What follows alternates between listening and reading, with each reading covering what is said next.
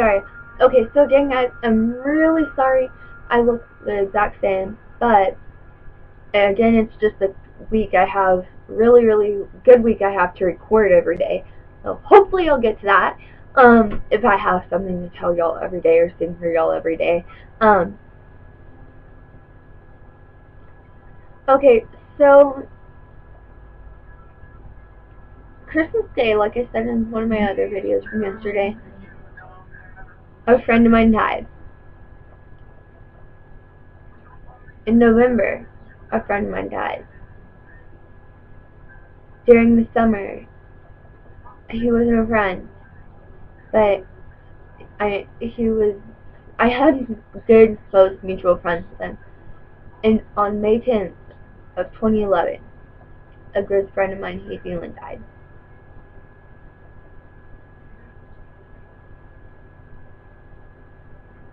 During the summer, I also had another friend die. And then I also had another friend commit suicide. And they all died for different reasons, and I'll tell you those reasons. This is going to be kind of a long video. Heath Elan, a lot of you, if you live in Texas, or at least Austin, I know, you've heard Heath River Elan died on May 10th of 2011, and this is his memorial bracelet.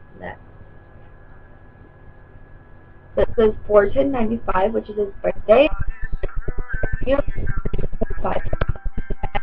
Exactly 1 month to the day he turned 16. So how he died was, so there's this place by our school called Weirdos, and we go to Anderson. There's this place by our school called Weirdos, and behind Weirdos there's like a ditch kind of thing, and so all the guys that skate and stuff at our school, at least most of them, have a half pipe, and he wasn't doing anything he'd never done before. He was just skating down it. And I'm not really sure exactly what happened, and I can't really say because I wasn't there. But somehow something happened, and like the board got stuck or like got caught on something. And whenever it got stuck or caught on something, he wasn't. It sent him flying like 25, 30 feet or something like that, and he landed like almost, I guess, face first from what I've heard, and he died almost instantly. I think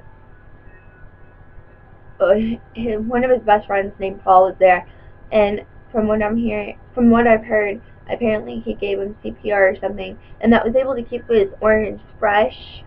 But he was declared dead on the scene, which, like his girlfriend Aria said, it's good to know he didn't go through any pain or anything. It was just kind of like that. It was instant, and I didn't really know what was going on. Like, I didn't really know what was going on the day after it had happened. I came to school and I had a lot of friends crying and stuff. And it was like, why is everyone crying? And they could barely talk. And so they said Keith. And I was like, I don't know Keith, but I'm sorry he died.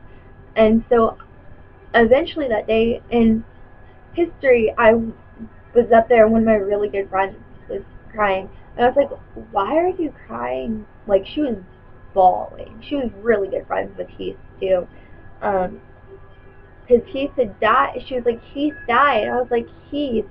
She was like, Heath Elan. And I was like, because it hadn't been on the news yet. It been in the newspaper. I don't pay attention to the newspaper. And so that day I got home and I was like, and I already knew how he died.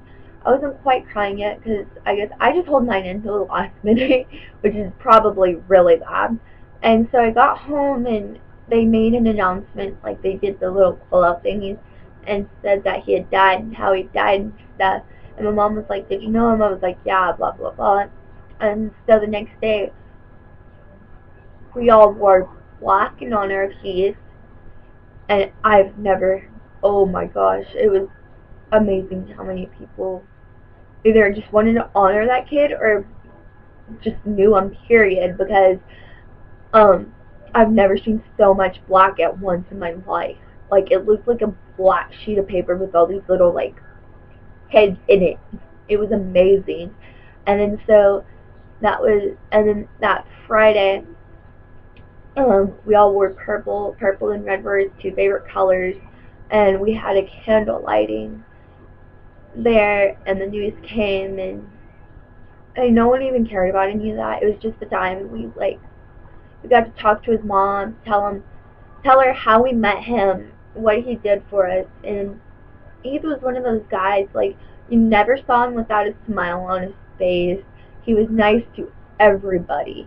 I mean, there's a girl there, and she had talked about, like, how, like, people would put, like, gum on their hair and throw pencils and pens at her and throw papers at her hair and spit in her hair off of the second story, and it was awful. And she said that Heath was the only person in the entire school who wasn't mean to her. And for that to happen, he's like, he had to have a special like relationship with God or something, because that's just, I don't know anybody who can do that, because he was just nice to everybody. I'm not even nice to everybody, but then again, no one's perfect. Um, but I mean, I don't know. It's just kind of cool to know, like, that he was that kind of person. And his parents tell us, like, I've been over to his mom's house once, and his mom and dad both told me, and my ex-boyfriend at the time, sorry, or my ex-boyfriend now, he was my boyfriend at the time, um, that there's a little bit of Heath in all of us, no matter what. And his dad said that, and he told us about the last time he got to call him, and his girlfriend Aria, I talk to her a lot now. Like, we talk every day now, and she has a YouTube. It's Forever Remember 19. And she just talks about like the story of her and Heath and how she deals with it. And she had some really good tips, and I'll go over those at the end of the thing. Or at the end of this video. Second person who died was Ben Yatsu. I didn't know him personally, but I heard a lot of good things about him. And if y'all want to know how he died from he got hit by a car from what I read in the news, and he was like an Idaho or something like that. I don't know all the details though, and so he got hit by a car, and I mean, I don't have as much to say about that because, I mean, when I don't go to the school he did too, I didn't know him, but all of my friends really cared about him and stuff, and they had like a 2-day deal at Zilker Park for him, and I think that was really sweet. Third person I know who died. She she committed suicide.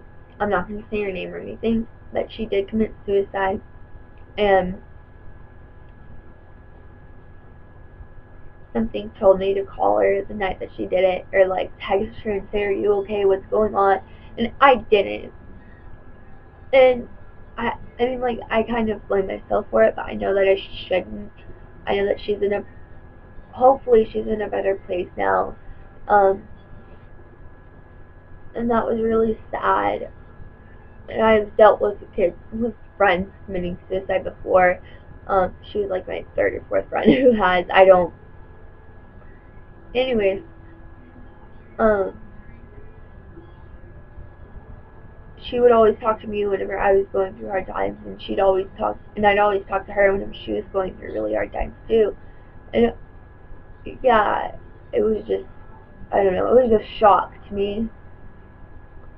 Um, Fourth friend who died.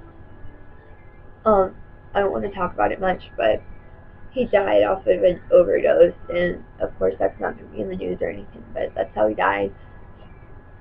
He was good friend of mine, and it killed me to see that happen to him. And but yeah, and then the most recent one was, his name is Ben Breedlove. He had a heart condition called hypocardiolemia, something like that. I can't pronounce it. Sorry, guys. Hold on. Sorry, I was getting to where I couldn't breathe or anything. And so, he escaped death 3 times before he actually died. And I'll tell you these stories in case you don't go and watch his YouTube. His story is, whenever he was 4, he went into cardiac arrest. And he remembers, it's in his videos. I put his YouTube channel thingy on the other on the other video about him.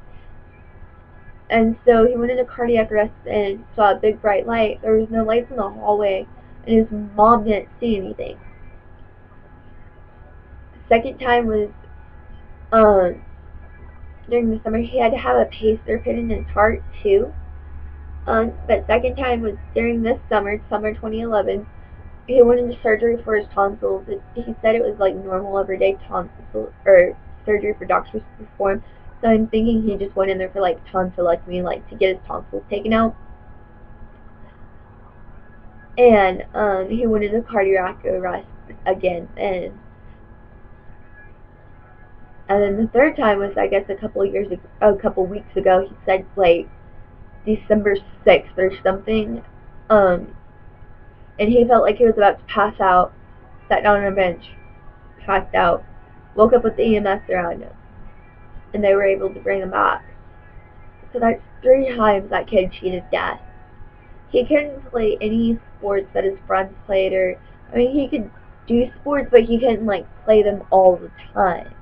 But he he'd really like to go like boarding on the lake and stuff, and that was a lot of fun for him. He lived on the lake. He went to Westlake. That was a lot of fun for him, and to know that he never let a heart condition as dangerous and serious as that stop him from living his life is amazing. What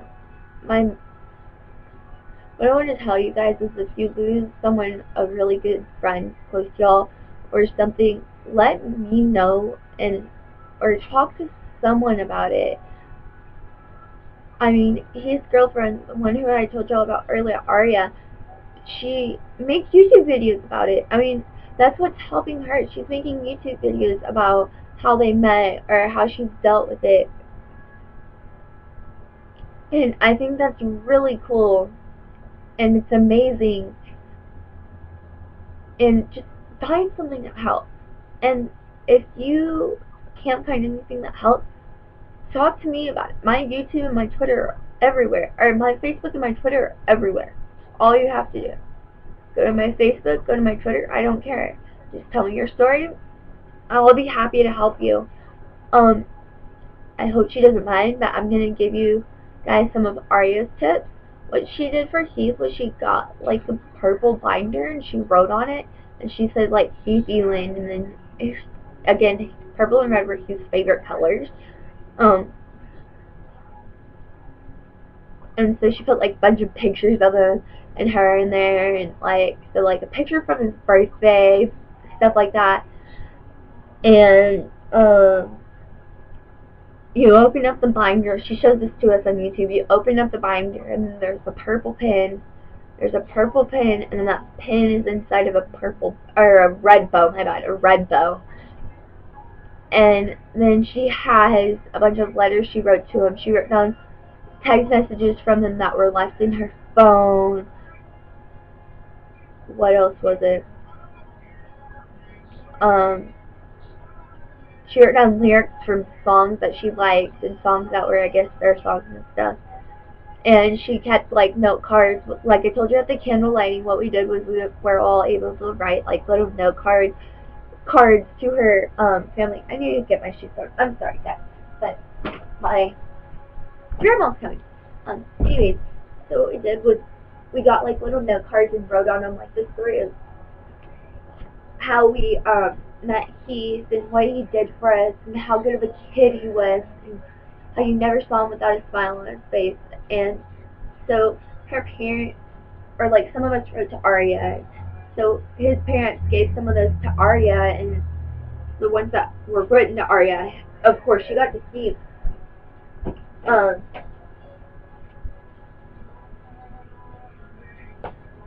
so that's a good thing. And then she also has like this little thing. I think she calls it. It was like a little, not really a walk box. It didn't really walk, but it was like a little chest kind of thing. And so, oh, and she also wrote letters to him in that binder. And I think that's a really good thing to do if you're missing someone who's passed on.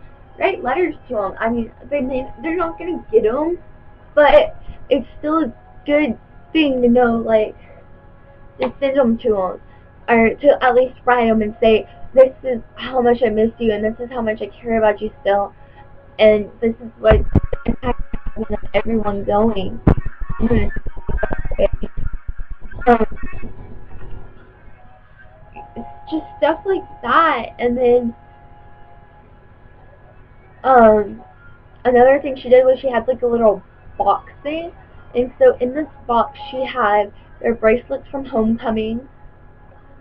um she had a picture of them.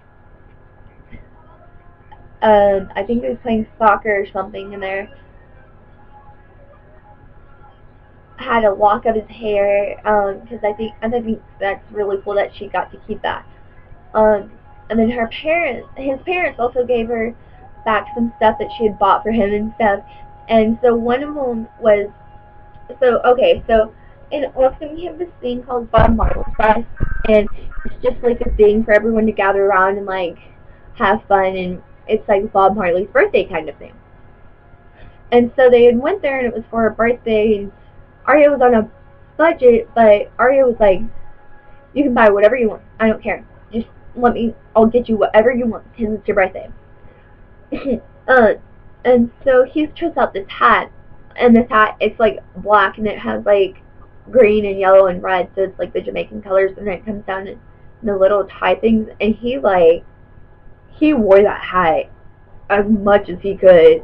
I mean, I've seen him in it before. As much as he could, he wore that hat, and it was kind of cool. And they gave that back to her, and she sleeps with it every night, just because, like, I guess it's a feeling of her feeling like Keith is still here in a way. And I mean, I've done that before, so I can't say that that's weird or anything, because that helped me before whenever one of my friends died this summer. Um, and in October and stuff, I would sleep with things that I had gotten from them or that they gave me.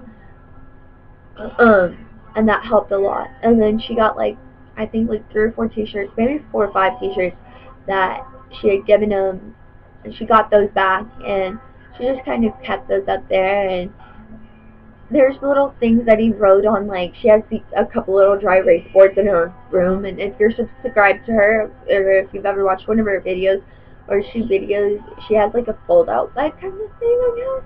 I don't know exactly what it is, but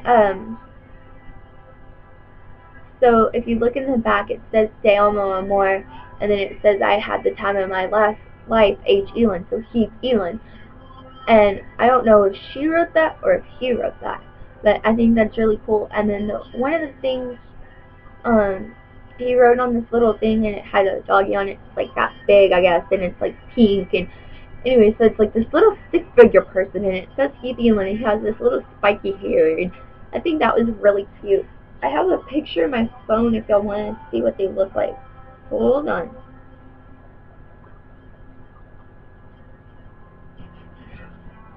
Y'all may not be able to see that very well. I have to bet y'all can see that at all, because I'm barely seeing it.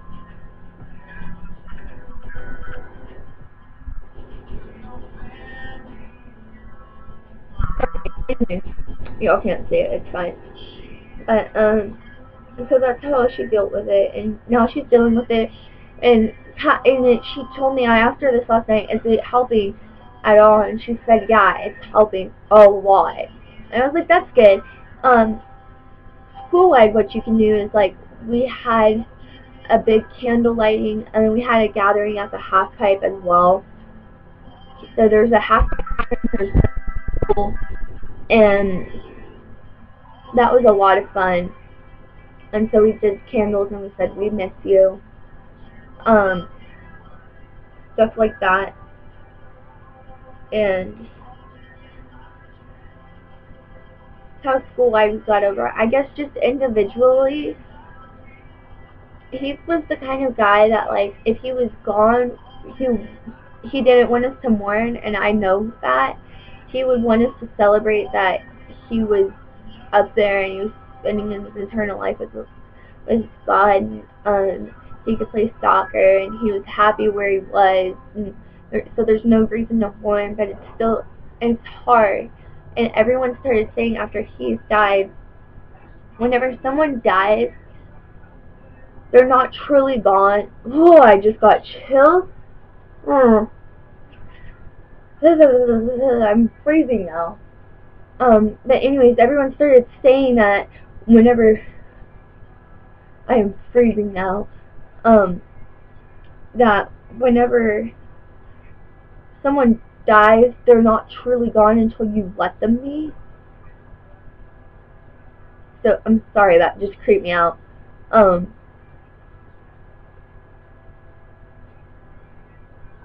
So if they're not truly gone until you let them be, then they're never gonna die, literally. Because, I mean, you still, I mean, in a way, I still see Heath in every person at my school. Every person that I know knew him. I mean, it's just amazing how much we see of him, and an impact he had on our school, and that it brought our school together. I swear there was like 400 or 500 kids at this candlelight thing, and I go to a school of 2,200 kids. Sorry, my grandma's supposed to be picking me up.